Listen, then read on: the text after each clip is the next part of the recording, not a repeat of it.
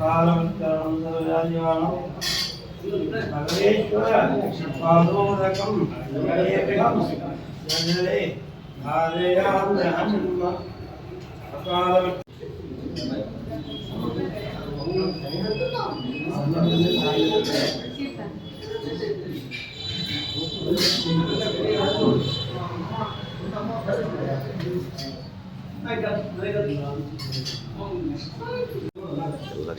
चरणा गजानना गजवदना शुभानना गजवदना शुभानना मंगलचरण प्रदायक विद्यादायक बुद्धिप्रदायक गौरी तनया गजानना गौरी मंगलचरणा गजानना विघ्न विनाशक कष्ट निवारक विघ्न विनायक कष्ट निवारक गौरी तनया गजानना गौरी सुतने गजानना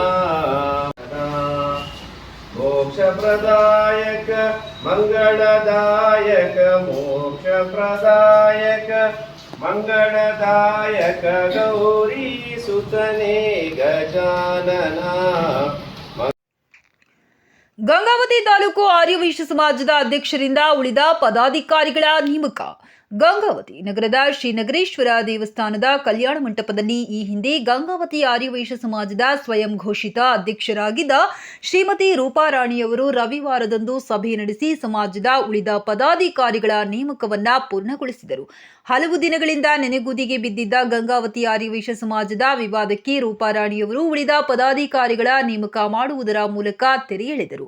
ಉಪಾಧ್ಯಕ್ಷರಾಗಿ ಸುರೇಶ್ ಶೆಟ್ಟಿ, ಕಾರ್ಯದರ್ಶಿಯಾಗಿ ಈಶ್ವರ್ ಶೆಟ್ಟಿ, ಸಹ ಕಾರ್ಯದರ್ಶಿಯಾಗಿ ಮಾರುತಿ ಪ್ರಸಾದ್ ಶೆಟ್ಟಿ, ಗೋಪಾಲ್ ಶೆಟ್ಟಿ ಪಾನಗಂಟಿ ಉಳಿದಂತೆ ನಿರ್ದೇಶಕರುಗಳ ನೇಮಕ ಮಾಡಿದರು. ಇದೇ ಸಂದರ್ಭದಲ್ಲಿ ಗೌರವ ಸಲಹೆಗಾರರಾಗಿ ರಾಮಚಂದ್ರ ಶೆಟ್ಟಿ, ಹನುಮಂತಯ್ಯ ಶೆಟ್ಟಿ ಹಾಗೂ ಗೋಪಾಲ್ ಶೆಟ್ಟಿ ನೇಮಕವಾದರು.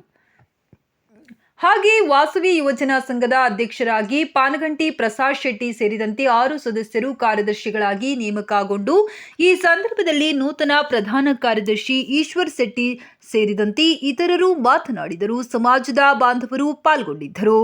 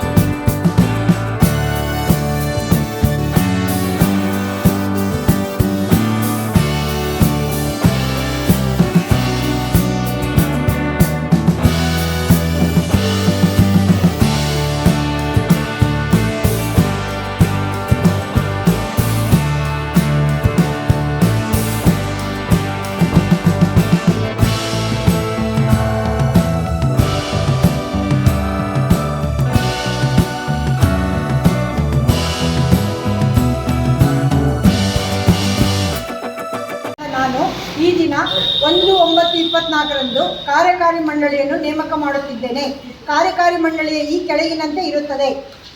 ಶ್ರೀಮತಿ ರೂಪಾರಾಣಿ ರಾಯಚೂರು ಅಧ್ಯಕ್ಷರು, ಶ್ರೀ ಜಿ ಸುರೇಶ್ ಶ್ರೇಷ್ಠಿ ಉಪಾಧ್ಯಕ್ಷರು, ಶ್ರೀ ಸಿ ಈಶ್ವರ್ ಶ್ರೇಷ್ಠಿ ಕಾರ್ಯದರ್ಶಿಗಳು, ಶ್ರೀ ಆರ್ ಮಾರುತಿ ಪ್ರಸಾದ್ ಶ್ರೇಷ್ಠಿ ಸಹಕಾರ್ಯದರ್ಶಿ, ಶ್ರೀ ಗೋಪಾಲಕೃಷ್ಣ ಪಾನಗಂಟಿ ಸಹಕಾರ್ಯದರ್ಶಿ, ಶ್ರೀ ರೇಷ್ಮೆ ಬಸವರಾಜ್ ಶ್ರೇಷ್ಠಿ ನಿರ್ದೇಶಕರು, ಶ್ರೀ ಮಿಠಾಯಿಗಾರ್ ವೀರಭದ್ರಪ್ಪ ಶ್ರೇಷ್ಠಿ ನಿರ್ದೇಶಕರು, ಶ್ರೀ ಕಾಕುಮನಿ ಶ್ರೀಧರ್ ಶ್ರೇಷ್ಠಿ ನಿರ್ದೇಶಕರು, ಶ್ರೀ ಭಂಡಾರಿ ವಾಸುದೇವ್ ಶ್ರೇಷ್ಠಿ ನಿರ್ದೇಶಕರು, ಶ್ರೀ ರಾಮಾಂಜನೇಯ ಶ್ರೇಷ್ಠಿ ನಿರ್ದೇಶಕರು, ಶ್ರೀ ಕೆ ಚಂದ್ರಶೇಖರ್ ಶ್ರೇಷ್ಠಿ ನಿರ್ದೇಶಕರು,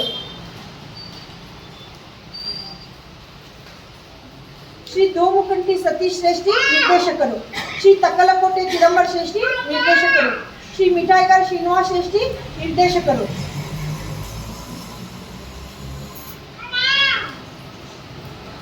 ಶ್ರೀ ನವೀನ್ ಶ್ರೇಷ್ಠಿ ಆಯ್ತಾ? ಶ್ರೀ ನವೀನ್ ಫತೇಪುರ್ ಶ್ರೇಷ್ಠಿ ನಿರ್ದೇಶಕರು, ಶ್ರೀ ಸಿ ಎಚ್ ಲಕ್ಷ್ಮೀನಾರಾಯಣ್ ಶ್ರೇಷ್ಠಿ ನಿರ್ದೇಶಕರು, ಶ್ರೀ ಜಿ ರಾಮ್ ಪ್ರಸಾದ್ ಶ್ರೇಷ್ಠಿ ನಿರ್ದೇಶಕರು. ಗೌರವ ಸಲಹೆಗಾರರು ಅಂತೇಳಿ ಶ್ರೀ ಆರ್ ರಾಮಚಂದ್ರ ಶ್ರೇಷ್ಠಿ ಇವ್ರನ್ನ ತಗೊಂಡಿದ್ದೀವಿ. ಶ್ರೀ ಪಿಂಡುಪುರ್ ಹನುಮಂತಯ್ಯ ಶ್ರೇಷ್ಠಿ, ಶ್ರೀ ಸಾಲಗುಂದಿ ಗೋಪಾಲ್ ಶ್ರೇಷ್ಠಿ ಸಲಹೆಗಾರ ಸಂಘದ್ದು, ಶ್ರೀ ಪಾನಗಂಟಿ ಪ್ರಸಾದ್ ಶ್ರೇಷ್ಠಿ ಅಧ್ಯಕ್ಷರು, ಯುವಜನ ಸಂಘದ ಅಧ್ಯಕ್ಷರು, ಶ್ರೀ ಅರಿಕೇರಿ ಗಂಗಾಧರ್ ಶ್ರೇಷ್ಠಿ ಸದಸ್ಯರು, okay. Shri C H Srinivas Shreshti ಸದಸ್ಯರು, ಶ್ರೀ ಯಲ್ಲೂರು ಮಂಜುನಾಥ್ ಶ್ರೇಷ್ಠಿ ಶ್ರೀ ಇಲ್ಲೂರು ಮಂಜುನಾಥ್ ಶ್ರೇಷ್ಠಿ ಸದಸ್ಯರು. ಶ್ರೇಯಸ್ಸರ್ವಾರ್ಥ ಸಾಧಿಕೆ ಶರಣ್ಯೇ ಬ್ರಹ್ಮಕೇ ದೇವಿ ನಾರಾಯಣೇ ನಮೋಸ್ತುತೆ. ಶ್ರೀ ಗುರುಭ್ಯೋ ನಮಃ. ವಿಶೇಷವಾಗಿ ಇವತ್ತಿನ ದಿವಸ ಆರ್ಯ ವೈಶ್ಯ ನೂತನವಾಗಿ ಯುವಕರನ್ನು ಮತ್ತು ಸಮಾಜ ಅಧ್ಯಕ್ಷರು ನೂತನವಾಗಿ ತಮ್ಮ ಅಧಿಕಾರವನ್ನು ಸ್ವೀಕಾರ ಮಾಡ್ತಾ ಇದ್ದಾರೆ. ಅದಕ್ಕೆ ಭಗವಂತ ನಾವೇನು ಕೇಳ್ತೇವೆ ಅಂದರೆ, ಸಮಾಜನ ಎಲ್ಲರೂ ಅಷ್ಟೇ, ನಾನು ಆ ತಾಯಿಯನ್ನು ಬೇಡ್ಕೊತೀನಿ, ಆ ತಾಯಿ ಇವರೆಲ್ಲರೂ ಶಕ್ತಿಯನ್ನು ಕೊಟ್ಟು ಶೀಘ್ರವಾಗಿ ಮಂದಿರ ನಿರ್ಮಾಣ ಆಗಲಿ ಅಂತೇಳಿ ನಾನು ಆ ತಾಯಿ ಎಲ್ಲರೂ ಒಳ್ಳೆಯದಾಗಲಿ. ಸರ್ವೇ ಜನಾಃ ಸುಖಿನೋ ಭವಂತು. ಇಂದು ನಾವೆಲ್ಲರೂ ಸಭೆ ಸೇರಿ ರೂಪಾರಾಯಣಕ್ಕವ್ರನ್ನ ಅಧ್ಯಕ್ಷನ ಮಾಡಿದ್ವಿ. ತದನಂತರ ಈಗ ನಾವು ಅವರಿಗೆ ಬೆನ್ನೆಲುಬಾಗಿ ಅವರ ಕಾರ್ಯಗಳಲ್ಲಿ ನಾವು ಕೂಡ ಸಕ್ರಿಯ ಪಾಲ್ಗೊಂಡು ಒಂದು ಸ್ಥಾನವನ್ನು ಪಡ್ಕೊಂಡಿದ್ದೀವಿ. ಆ ಸ್ಥಾನ ಕೇವಲ ನಾವಿವತ್ತೇನೋ ಖುಷಿ ಪಡುವಂಥ ಸ್ಥಾನ ಅಲ್ಲ. ಇದರಿಂದ ನಮಗೆ ಹಾರ ಹಾಕಿರೋದು ಜವಾಬ್ದಾರಿ. 400 ಮನೆಯು 400 ಹೂವು ಇದ್ದಂಗೆ ಅವರ ಭಾರವನ್ನು ನಾವು ಹೊತ್ತುಕೊಂಡಿವಿ ಅನ್ನೋ ದೃಷ್ಟಿಯಲ್ಲಿ ನಾವು ಕೆಲಸ ನಿರ್ವಹಿಸಬೇಕಾಗ್ತದೆ. ನಾವು ಈ ಸೀಸ ವಿರೋಧ ಪಕ್ಷನೋ ಅಥವಾ ಏನೋ ಒಂದು ಆಡಳಿತದಲ್ಲಿ ಇಲ್ಲದೇ ನಾವೇನೇನೋ ಮಾತಾಡ್ತಿದ್ವಿ. ಇವತ್ತು ನಾವು ಆಡಳಿತದ ಬಂದಾಗ ನಮ್ಮ ಕಾರ್ಯವೈಖರಿ, ನನ್ನ ಮಾತು, ನಮ್ಮ ಸಭ್ಯತೆ ಎಲ್ಲವೂ ಬದಲಾವಣೆ ಆಗಬೇಕಾಗುತ್ತೆ. ಇದು ನಿಸರ್ಗದ ನಿಯಮ. ನಾನು ಹೆಂಗೆ ವಸಂತ ಕಾಲ ಆ ಕಾಲ ಬಾದಂಗಲ್ಲ, ಅದು ಪರಿಸರ ಹೆಂಗೆ ಬದಲಾವಣೆ ಆಗುತ್ತೋ ಅದೇ ಥರನೂ ನಾನು ಯಾವ ಸ್ಥಾನದಾಗಿದ್ದೆ ಅವಾಗ ಏನೋ ಮಾತಾಡಿರ್ಬೋದು. ಈ ಸ್ಥಾನದಾಗ ನಾನು ಮಾತಾಡಿದರೆ ಅದಕ್ಕೆ ನಾನು ಪುರಾವೆಗಳು ಕೊಡಬೇಕಾಗುತ್ತೆ, ಅದಕ್ಕಾಗಿ ಸಾಕ್ಷಿಗಳು ಕೊಡಬೇಕಾಗುತ್ತೆ. ಸಮಾಜ ನಮ್ಮನ್ನು ನಿಂತು ಕೇಳುತ್ತೆ. ನಾನು ಅದ್ರಾಗ ಇದ್ದೇ ಇದ್ದಾಗ ನಾನು ಏನು ಮಾತಾಡಿದ್ರೂ ಸಾಕ್ಷಿ ಕೊಡೋ ಅವಶ್ಯಕತೆ ಇರಲ್ಲ. ಆ ದೃಷ್ಟಿಯಲ್ಲಿ ನಾನು ಪ್ರಥಮವಾಗಿ ಕಾರ್ಯದರ್ಶಿಯಾಗಿ ತಮ್ಮಲ್ಲಿ ವಿನಂತಿಸ್ಕೊಳ್ಳೋದೇನೆಂದರೆ, ತಾವೇನಾರ ಮಾತಾಡಿದರೆ ಬರೋದು ಅಧ್ಯಕ್ಷರಿಗೆ ಬರುತ್ತೆ. ಆ ಕಾರಣಕ್ಕೆ ನಮ್ಮ ಮಾತಿನಲ್ಲಿ ಇಡ್ತಾ ಇರಲಿ. ಎಲ್ಲಿ ಬೇಕಲ್ಲಿ ಏನೋ ಕೇಳ್ತಾರೆ, ಯಾವುದಕ್ಕೂ ಉತ್ತರ ಕೊಡಬೇಡಿ, ಬನ್ನಿ ಆಫೀಸ್ನಾಗ 6ರಿಂದ 8ಗೆ ಅಧ್ಯಕ್ಷರಿರ್ತಾರೆ, ಅಲ್ಲಿ ಸಮಾಲೋಚನೆ ಮಾಡಿರಿ ಅಂತೇಳಿ. ಎರಡನೇದು, ಈ ಪದವಿಗಳು ಪದನಿಮಿತ್ತವಾಗಿರ್ತವೆ. ಕಾರ್ಯದರ್ಶಿ ಆಗಿರ್ಬೋದು, ಅಧ್ಯಕ್ಷ ಆಗ್ಬೋದು, ಸದಸ್ಯರಾಗಿರ್ಬೋದು. ಎಲ್ಲರನ್ನೂ ಅಧ್ಯಕ್ಷ ಮಾಡೋಕ್ಕಾಗಲ್ಲ, ಎಲ್ಲರನ್ನೂ ಕಾರ್ಯದರ್ಶಿ ಮಾಡೋಕ್ಕಾಗಲ್ಲ. ನಾವೆಲ್ಲರೂ ಹೋರಾಟಕ್ಕೆ ಬಂದಂಥ ಎಲ್ಲರೂ ನಾವು ಯಾವುದನ್ನು ಸ್ಥಾನಮಾನಗಳು ಕೊಡಲಿಕ್ಕೆ ಆಗಲಿಕ್ಕಿಲ್ಲ. ಬಟ್ ಅವ್ರ ಸೇವೆ ಇರ್ತದಲ್ಲ, ಒಬ್ಬ ಸೇವೆ ಮಾಡೋರು ಅವರ ಸೇವೆ ಯಾವತ್ತೂ ಮರೆಯಲ್ಲ. ಸಮಾಜ ಯಾವತ್ತೂ ಮರೆದಿಲ್ಲ. ಸಮಾಜ ಇಂಡೈರೆಕ್ಟಾಗಿ ಭಾಳಷ್ಟು ಲಾಭವನ್ನು ಕೊಟ್ಟಿದೆ. ಅದು ನನ್ನ ವೈಯಕ್ತಿಕ ಅನುಭವ ಕೂಡ ಆಗಿದೆ. ನಾವು ಯಾವಾಗಲೂ ಸತ್ಯಧರ್ಮ, ಅದು ಧರ್ಮದ ಮಾರ್ಗದಲ್ಲಿ ನಾವು ನಡೀತೀವೋ ಅಲ್ಲಿಯವರೆಗೂ ನಮಗೆಂದೂ ನಮ್ಮ ಹೆಸರಿಗೆ ಕಳಂಕ ಬರಲ್ಲ. ಯಾವತ್ತಿಗೂ ನಮ್ಮ ಹೆಸರಿಗೂ ಸಾವಿರಲ್ಲ. ಎಲ್ಲೋ ಕಳ್ಳಗೆ ಹಾಕ್ಸ್ಕೊಂಡ ತಕ್ಷಣ ನಾವು ಹೆಸರು ಗಳಿಸ್ತೀವಂತಲ್ಲ. ನಾವು ಯಾವ ಧರ್ಮದಲ್ಲಿ ನಡೀತೀವಿ, ಯಾವೊಂದು ಸತ್ಯದಲ್ಲಿ ನಡೀತೀವಿ, ಯಾವ ಸಂದರ್ಭದಲ್ಲಿ ನಾವು ಹೆಂಗೆ ಆ್ಯಕ್ಟ್ ಮಾಡ್ತೀವಿ ಅನ್ನೋದ್ರ ಮೇಲೂ ಡಿಪೆಂಡೆಂಟ್ ಆಗಿರುತ್ತೆ. ಬಟ್ ಇದು ಸೂಕ್ತ ಕಾಲ ಹಿಂದೇನಾಗಿದೆ ಅನ್ನೋದು ತಮ್ಮೆಲ್ಲರಿಗೂ ಗೊತ್ತಿದ್ದೇ ಇದೆ. ಆ ಗೊತ್ತಿರೋದನ್ನು ಮತ್ತೆ ಮರುಕಳಿಸಲಾರ್ದಂತೆ ನಾವು ವ್ಯವಸ್ಥಿತವಂತ ಸಮಾಜವನ್ನು ಕಟ್ಟಬೇಕಾಗಿದೆ. ಕಟ್ಟಬೇಕಾದ್ರೆ ಸಂಘರ್ಷಗಳು ಅವಶ್ಯಕತೆ ಇದೆ, ಆಗುತ್ತೆ.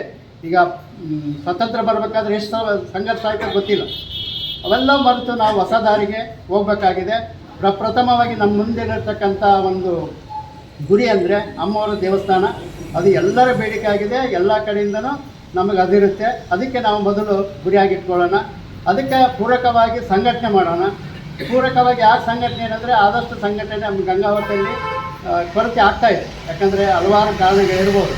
ಅವನ್ನ ನ್ಯೂನತೆಗಳು ಸರಿಪಡಿಸ್ಕೊಂಡು ಅವ್ರು ಮಾಡಿದಂಥ ಏನಿದಾವ ಅಥವಾ ಅವ್ರಂಗೆ ಮಾಡ್ಯಾರ ನಾವಂಗೆ ಮಾಡ್ತೀವಿ ಅನ್ನೋದಲ್ಲ. ನಮ್ಮ ದಾರಿನೇ ಬೇರೆ, ನಾವೇ ಡಿಫ್ರೆಂಟ್ ಅನ್ನೋದು ನಾವು ತೋರಿಸೋಣ. ನಾವಿರೋದು ಅಲ್ಪ ದಿನಗಳೇ ಇರ್ಬೋದು, ನಮಗೆ ಮತ್ತೆ ಆಯಸ್ಸು ಸಿಗ್ಬೋದು. ನಾವು ಇರೋಷ್ಟು ದಿವಸ ಒಂದು ಒಳ್ಳೆಯ ಮಾರ್ಗದಲ್ಲಿ ಇರೋಣ. ನಾವು ಒಳ್ಳೆಯ ಒಂದು ಸಮಾಜವನ್ನು ಕಟ್ಟೋಣ, ಒಳ್ಳೆಯ ಸಂಘಟನೆ ಕಟ್ಟೋಣ. ಸಂಘಟನೆಗೆ ಪೂರಕವಾದಂಥ ಕಾರ್ಯಕ್ರಮಗಳು ರೂಪಿಸೋಣ. ಸಂಘಟನೆ ಪೂರ್ತ ಹಿರಿಯರಿಗೆ ಗೌರವ ಕೊಡೋಣ. ಇದು ಒನ್ ಮ್ಯಾನ್ ಶೋ ಅಲ್ಲ, ಶೋ ಆಫ್ ಆಲ್ ಮ್ಯಾನ್ ಇದ್ದಂಗೆ. ನಮ್ದು ಯಾವುದೇ ಆಡಳಿತದಲ್ಲಿ ಪಾರದರ್ಶಕ ಇರಲಿ, ಯಾವುದೋ ಕದ್ದು ಮುಚ್ಚಿ ವ್ಯವಹಾರ ಇಲ್ಲ. ನಮ್ಮದು ಸಿ ಮೀಟಿಂಗ್ ನಾವು ಆಗ್ತಿರ್ತವೆ. ಆ ಆಗಿರೋದು ಏನಾದರೂ ಇದ್ದು ಕೂಡ ನಾವು ಅಲ್ಲಿ ಅದನ್ನು ಸಮಾಪ್ತಗೊಳಿಸಿ ಆ ರೂಮ್ ಬಿಟ್ಟು ಹೊರ ಬಂದ ತಕ್ಷಣ ಆ ಸಮಾಜಕ್ಕೆ ಅದು ಅಲ್ಲಿಗೆ ಬಿಟ್ಟಿದ್ದದು ವಿಷಯಗಳು. ಆ ಒಂದು ವಿಷಯಗಳನ್ನು ಇದ್ದೇ ಇದ್ದರೆ ನಮ್ಮ ಭಾಳ ದಿನ ನಾವು ಒಳ್ಳೆಯ ಸ್ನೇಹಿತರಾಗಿ ಒಳ್ಳೆಯ ಇದರಿಂದ ನಾವು ಬಾಳ್ತೀವಿ. ಅದನ್ನೇ ಸಿಟಿಟ್ಕೊಂಡು ಬಂದು ಹೊರಗಡೆ ಮಾತಾಡೋಕತ್ತಿದ್ರೆ ನಮ್ಮದು ಭಾಳ ದಿವಸ ಉಳಿಯೋಲ್ಲ. ಹಾಗಾಗಿ ಸ್ಥಾನಗಳು ಸಿಗೋದು ಭಾಳ ವಿರಳ. ಸುಮಾರು 1500-2000 ಜನ ಇರ್ತಕ್ಕಂಥಲ್ಲಿ ನಾವು ಆಗಿರೋದು 23 ಜನ. ಸುಮಾರು ಇನ್ನೂ 1300 ಜನ ನಮ್ಮನ್ನು ನೋಡ್ತಾ ಇರ್ತಾರೆ. ಅವ್ರು ಯಾವತ್ತೂ ನಮಗೆ ಬಳ್ಳು ಮಾಡಿ ತೋರಿಸಿಡ್ಬಾರ್ದು. ನಿಮ್ಮ ನಿರ್ದೇಶಕ ಹಂಗೆ ಮಾಡೋಣ ಅಂತ ಅನ್ಬಾರ್ದು. ಅದು ಪುತ್ರ ಕೊಡೋ ಜವಾಬ್ದಾರಿ ಕಾರ್ಯಕಾರಿ ಮಂಡಳಿದಿರುತ್ತೆ. ಆ ಕಾರಣ ಯಾರು ಏನೇ ಡಿಸಿಷನ್ ತೊಗೊಳ್ಳಿ, ಅಧ್ಯಕ್ಷ ಮುಂದೆ ಬರಲಿ, ಅಧ್ಯಕ್ಷ ಮುಂದೆ ಡಿಸಿಷನ್ ತೊಗೊಳ್ಳೋಣ. ಇಲ್ಲಿ ಎಲ್ಲರೂ ಸಮಾನರೇ, ಎಲ್ಲ ವಿಷಯಗಳಲ್ಲೂ ಎಲ್ಲರೂ ಸಮಾನರೇ. ಯುವಜನ ಸಂಘ ಇವತ್ತೇನು ಇದಾಗಿದೆ, ಅವರು ಎಲ್ಲರೂ ಹಿಂದಿರ್ತಕ್ಕಂಥ ಯುವಜನ ಸಂಘನೂ ಕೂಡ ಕನ್ಸಿಡರ್ ಮಾಡಿ ಅವ್ರು ಯಾರು ಬರ್ತಾರೆ ಅವ್ರು ಹತ್ಕೊಂಡು ಒಂದು ಸಂಘಟನೆ ಕಟ್ಟೋ ಜವಾಬ್ದಾರಿ ಯುವಜನ ಸಂಘದ ಮೇಲೆ ಭಾಳ ಇದೆ, ನಮಗಿಂತ ಜಾಸ್ತಿ ಇದೆ ಅಲ್ಲಿ. ಯಾಕಂದರೆ ಅವರ ವಯಸ್ಸು 30ರಿಂದ 40 ಇರ್ತದೆ. ಅವ್ರ ವಿಚಾರಗಳೇ ಬೇರೆ ಇರ್ತಾವೆ. ಒಂದು ಸಾರಿ ಯಾರೋ ತಲೆ ತುಂಬಿದ್ರೆ ಅದನ್ನೇ ಇರ್ತಾರೆ. ಅವರು ನ್ಯಾಯ ನೀತಿ ನೋಡೋಂಥ ಹುಡುಗರು ಇದ್ದಾರೆ, ಅವ್ರು ಏನು ಮಾಡ್ತಾರೆ. ಹಾಗಾಗಿ ಅವ್ರನ್ನ ಕನ್ವಿನ್ಸ್ ಮಾಡಿ ನೋಡ್ಕೊಂಡಂಥ ಜವಾಬ್ದಾರಿ ಭಾಳ ಇರುತ್ತೆ. ಅದು ಪ್ರಸಾದ್ಗೆ ಭಾಳ ಜವಾಬ್ದಾರಿ ಇದೆ, ನಮ್ಮೆಲ್ಲರಿಗಿಂತ ಜವಾಬ್ದಾರಿ ಅವ್ರದ್ದಿದೆ. ಅವರು ಕೂಡ ನಮ್ಮ ಜೊತೆಗೆ ಸಾಥ್ ಕೊಡ್ತಾರೆ. ಮತ್ತು ಮುಂದಿನ ದಿನಗಳಲ್ಲಿ ಏನು ಬದಲಾವಣೆ ಆಗಬೇಕು, ಇನ್ನು ಕೆಲವು ಯೋಜನೆಗಳಿರ್ತಾವೆ. ಕೆಲವರು ಯೋಚನೆ ನಾನಿದ್ದರೆ ಇದನ್ನು ಮಾಡ್ತಿದ್ದೆ ಅಂತೇಳಿ ಎಲ್ಲರ ಹಿರಿಯರ ಸಲಹೆಗಳನ್ನ ಸ್ವೀಕರಿಸೋಣ. ಎಲ್ಲಕ್ಕೊಂದು ಬುಕ್ಕಲ್ಲಿ ಬರೆಯೋಣ. ಬರ್ತಾ ನಾವು ಕಾರ್ಯಕಾರಿ ಸಮಿತಿಯಲ್ಲಿ ರಚಿಸಿ ನಾವು ಮುಂದಿನ ದಿನಗಳಲ್ಲಿ ನಮ್ಮ ಸಮಾಜಕ್ಕಾಗಿ ನಾವು ಏನು ಮಾಡ್ತೀವಿ ಅನ್ನೋದನ್ನು ಮಾರ್ಗದರ್ಶನ ನೀಡೋಣ ಅಂತೇಳಿ